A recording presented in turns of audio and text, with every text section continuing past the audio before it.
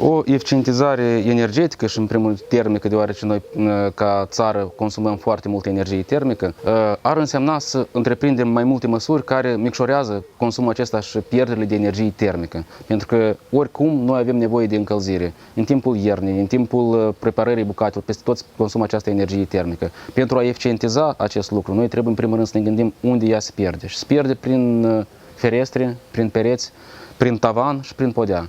Și iată, la aceste 4 categorii, noi trebuie să găsim careva soluții. Pentru a face izolarea este suficient ca să fie temperaturile peste 4-5 grade afară. Deci imediat ce este primăvară, imediat ce vedem că temperaturile nu mai sunt înghețuri nocturne, noi putem să ne apucăm de izolarea casei. Ce ar trebui să luăm? Ar trebui să luăm, simplu vorbind, 3 materiale. Un material de tip clay sau de tip deci care să prindă acel material izolant de perete. Sunt o varietate foarte mare astăzi pe piața Republicii Moldova, de la cele mai ieftine până la cele mai scumpe. Materialul izolant însăși, care poate fi placa de polistiren, placa de polistiren expandat, extrudat sau vată minerală și un strat de finisaj special care sunt vândute de diferite culori, iarăși culori negre, culori mai albe, care să țină această placă pe peretele care noi l-am izolat. Ei, bine, se mai pune și un strat de așa numit de tencuială finisaj. Deci, pentru izolarea termică a casei, ar fi bine să alegem materiale conform următoarelor criterii. Deci, calitatea acestora, deci și această calitate trebuie să fie dovedită prin anumite certificate sau prin anumite documente de la producător, de la vânzător care o dă. De asemenea, nu este pe ultimul loc și prețul acesta, pentru că sunt o gamă foarte variată de prețuri, dar trebuie să ne uităm și după longevitatea în timp. Deci ca soluțiile care noi le alegem să fie cât mai durabile, ar trebui în primul rând să ne uităm la acele structuri de materiale care noi putem să le folosim. Deci pentru pereți noi vom utiliza cel mai bine vată minerală sau polistiren. Pentru ferestre vom schimba ferestrele existente de lemn sau din fier, cu ramă de metal, le vom schimba ferestre de tip PVC. Dar și aici sunt niște elemente foarte importante, trebuie să ne uităm care este conductivitatea termică a acestor materiale. Pentru că de foarte multe ori informația asta nu este disponibilă și noi trebuie să o găsim de undeva. Și trebuie să o cerem de la producători. Ca, spre exemplu, așa ca să nu încurcăm foarte mult oameni, vom spune, pentru ferestre, coeficientul de conductivitate termică ar trebui să fie nu mai mare de 1,5. Pentru conductivitatea termică a pereților, materialele care le alegem, trebuie să fie nu mai mare de 0,3-0,4 W pe metru Kelvin. Deci, pentru alte măsuri de eficiență energetică, deja sunt pentru cazane mai eficiente sau pentru radiatoare mai bune. Pentru noi ar fi bine un material de izolare de cel puțin 10 cm de tip XPS, deci polistiren extrudat, sau EPS, polistiren expandat. De asemenea, foarte ecologică și bună este vata minerală. Vata minerală care putem să o punem de 10-12 cm pentru pereți.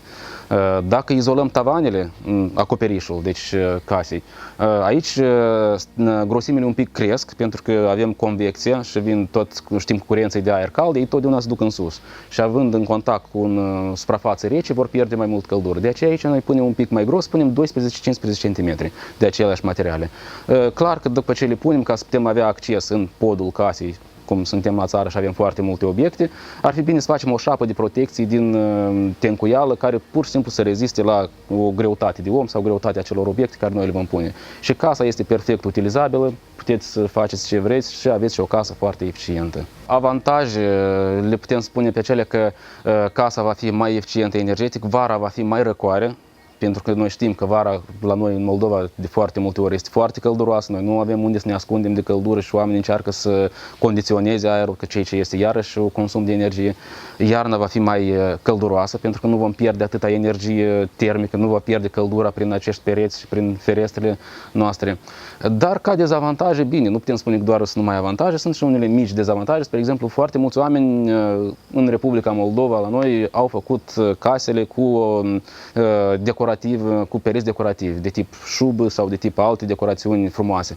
De cele mai multe ori, la momentul izolării, noi le vom pierde pe acestea, sau le vom acoperi, sau va trebui să le demontăm. Partea frumoasă aici este că putem să facem alte decorațiuni, putem să dăm alte culori și putem să dăm o cromatică, deja cum ne dorim, dar peste materialul izolant. Nu, și încă poate, dacă să luăm un mic dezavantaj, poate ar fi prețurile, pentru că oricum izolarea termică ar însemna cheltuieli.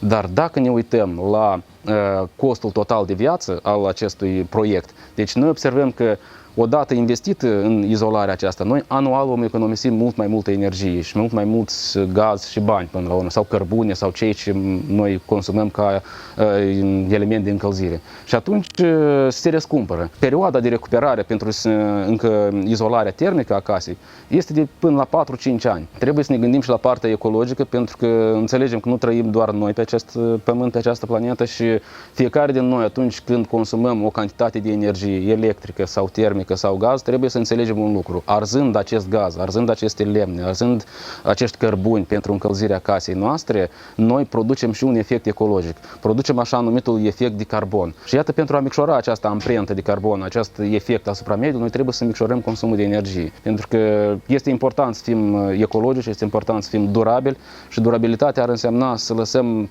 viitoarelor generații cam aceleași șanse, nu mai puține șanse de o viață normală, cum le-am avut și noi. Și sper ca prin aceste exemple, sper ca prin aceste foarte bune practici care deja se implementează și la noi în Moldova, să avem posibilitatea ca să avem și un mediu mai curat, un mediu mai sănătos pentru noi.